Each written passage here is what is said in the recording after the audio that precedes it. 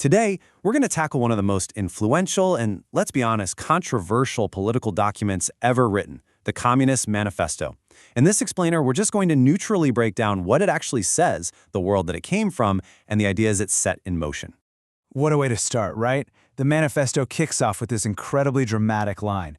It immediately frames communism not just as some new idea, but as this powerful, kind of spooky and unavoidable force. And that word, specter, is so important. It suggests something you can't quite grab, something that can show up anywhere, and something that was spreading fear among the powers that be in Europe. All right, so here's how we're going to break this all down. First, we'll look at the world that created the manifesto. Then, we'll dive into its core theory of class struggle. After that, we'll see what it actually called for people to do. And finally, we'll touch on its huge, long-lasting legacy. To really get this document, you have to picture the world it was born into. The 1840s in Europe weren't just any old decade. They were famously known as the Hungry 40s, a time of massive social upheaval. What's so fascinating here is that the manifesto was a direct product of its time. You have Friedrich Engels, who saw the brutal reality of industrial capitalism up close in his own family's cotton business in Manchester. Then he meets Karl Marx in Paris, and they realize they see the world in the exact same way. Pretty soon, the Communist League asks them to write a program, and boom, in February 1848, it's published, right as revolutions were about to explode all across Europe. So this was the scene. Things like the steam engine were changing literally everything.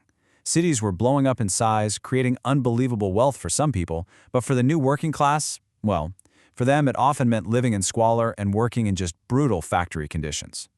And this huge gap between the rich and poor raised what everyone started calling the social question.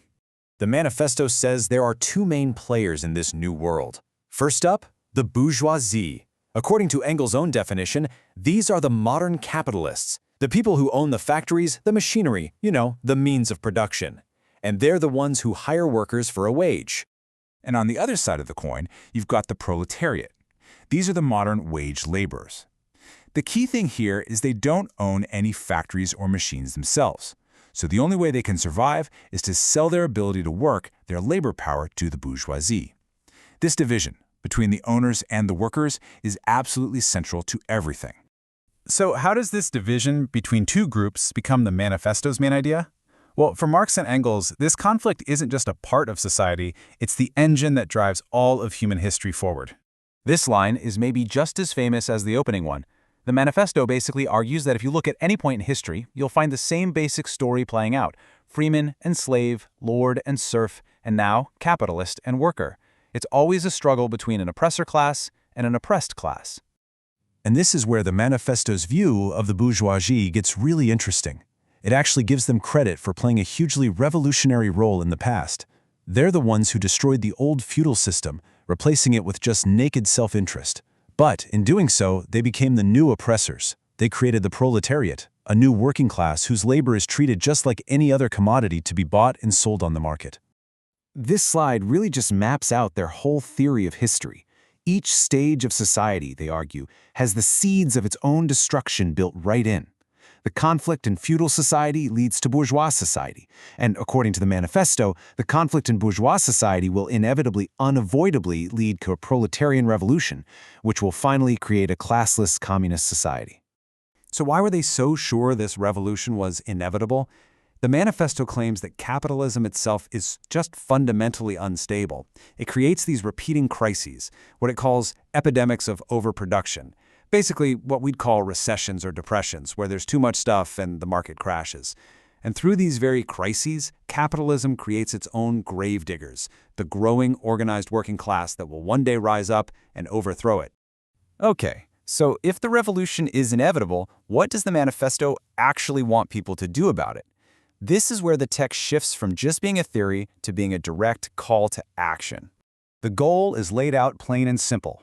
And let's be clear, this is not about small reforms or tweaking the system.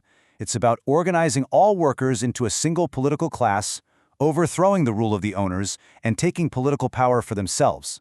The manifesto openly calls for the violent overthrow of the entire existing social order. And it doesn't just stop with big abstract goals.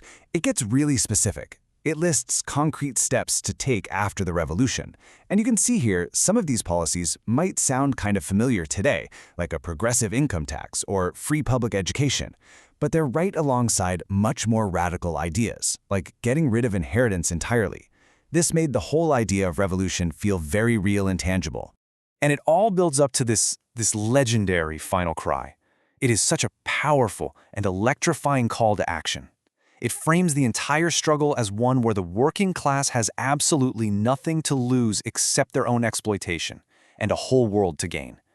This right here is the heart of its revolutionary appeal. So, what happened? How did it all play out?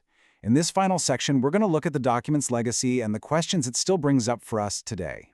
Ironically, for a document that came out right on the eve of all those 1848 revolutions, it had almost zero impact on them. Its real power came much, much later. Over the next 100 years, it became a core text for socialist and communist movements all over the world, shaping political parties, governments, and really, the entire course of modern history. Obviously, the world didn't unfold exactly as Marx and Engels predicted it would, but the Manifesto's analysis still leaves us with some big questions that echo today. Are the class divisions it described really gone, or have they just changed their shape? And when we see modern economic crises, do they reveal fundamental instabilities in our own system? The document might be over 175 years old, but the debate it started, well, that's far from over.